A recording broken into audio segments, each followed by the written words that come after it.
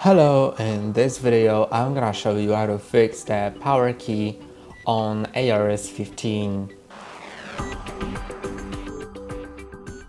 So if the power on key doesn't work and if you're booted into system, you click on it and it doesn't do anything, then there is a simple fix for it. It just might have been set to do something called do nothing, so you can disable that option by going to the settings, then go to system, and now you can find power and battery, then lid, power and sleep buttons, and for when plugged in and for when on battery you can have different action, and for pressing the power button will make my PC, and if you have it set it to do nothing, then it will actually do nothing, but you can set it to sleep, hibernate, or shut down. So I'm just gonna set it to shut down, and now as I press on my power key, it shuts my PC down.